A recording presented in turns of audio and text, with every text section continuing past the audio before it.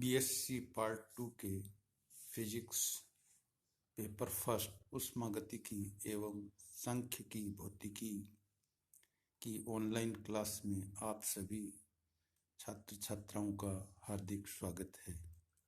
इसके साथ ही इस नए शैक्षणिक सत्र 2020-21 की आप सभी को शुभकामनाएं। इस क्लास में मैं आपको फिजिक्स पेपर फर्स्ट ऊष्मागतिकी एवं सांख्यिकी भौतिकी पढ़ाऊंगा। इसका सिलेबस आपको पहले ही व्हाट्सएप ग्रुप में शेयर किया जा चुका है।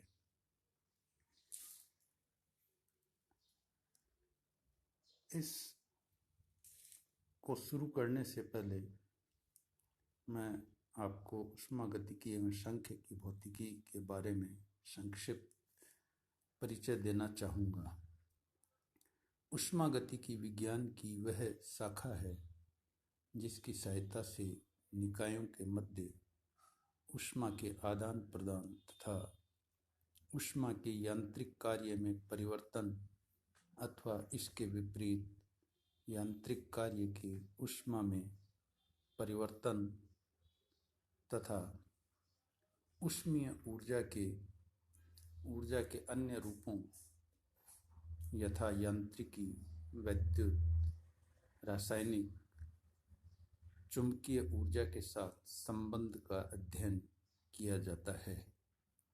चूंकि निकाय में कणों की संख्या अत्यधिक, जैसा कि आपको मालूम है, एवोगैड्रो नंबर 10⁻23 के लगभग होती है, अतः ऐसे बहुकणीय निकायों मल्टी पार्टिकल सिस्टम के अध्ययन की दो विधियां प्रयुक्त की जाती हैं। पहली विधि है ऊष्मागतिक विधि और दूसरी विधि है सांख्यिकी विधि। ऊष्मागतिकी विधि में निकाय की स्थूल राशियों अथवा निकाय के स्थूल गुणों जैसे कि उसका ताप, दाब, आयतन आदि का अध्ययन किया जाता है, जबकि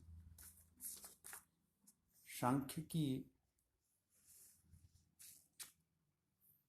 विधि में निकाय की आंतरिक संरचना से संबद्ध राशियां जैसे उनके ऊर्जा स्तर आदि का अध्ययन किया जाता है तथा निकाय के सूक्ष्म कणों पर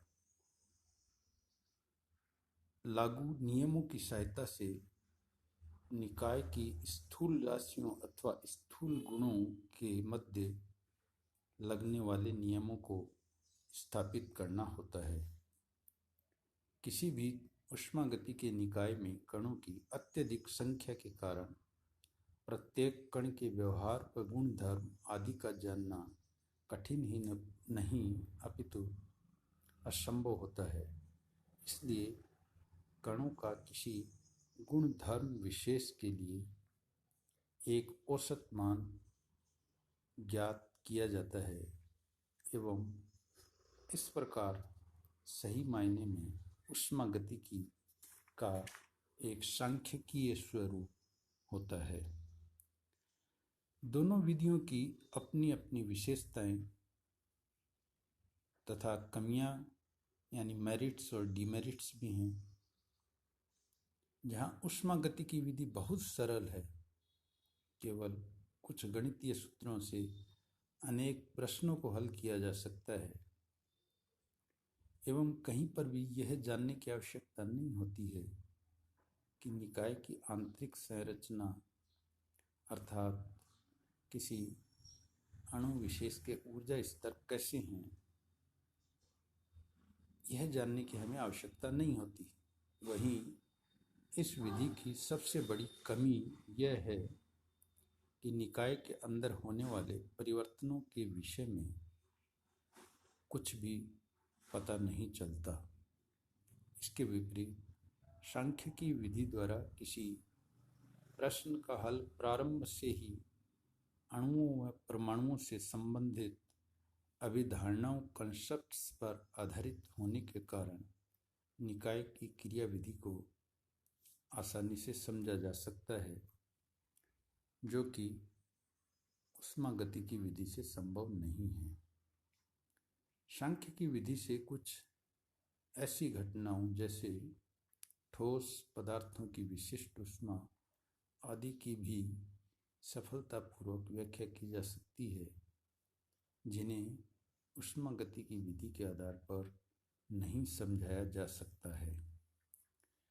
इस प्रकार हम कह सकते हैं कि सांख्य की विधि पर आधारित सांख्यिकीय भौतिकी या स्टैटिस्टिकल फिजिक्स या सांख्यिकीय यांत्रिकी स्टैटिस्टिकल मैकेनिक्स का मूल उद्देश्य निकाय के सूक्ष्म कणों के गुणों के आधार पर स्थूल निकाय के गुणों को ज्ञात करना है, अर्थात सूक्ष्म कणों के यांत्रिक गुणों जैसे वेग, संवेग, गतिज व स्थितिज ऊर्जाओं को स्थूल निकाय के ऊष्मागतिक गुणों जैसे ताप, दाब, आयतन आदि से संबंधित करना है।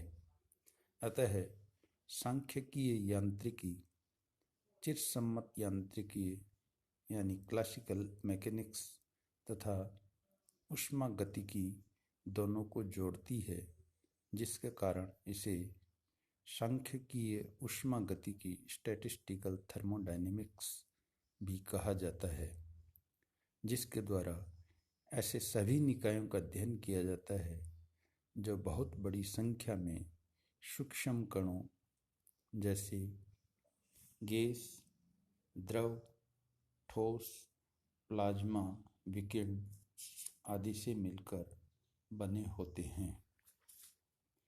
निकायों के अध्ययन हेतु यह आवश्यक है कि जब तक उसका अध्ययन किया जाता है तब तक वे तापीय साम्यावस्था यानी थर्मल इक्विलिब्रियम में रहें।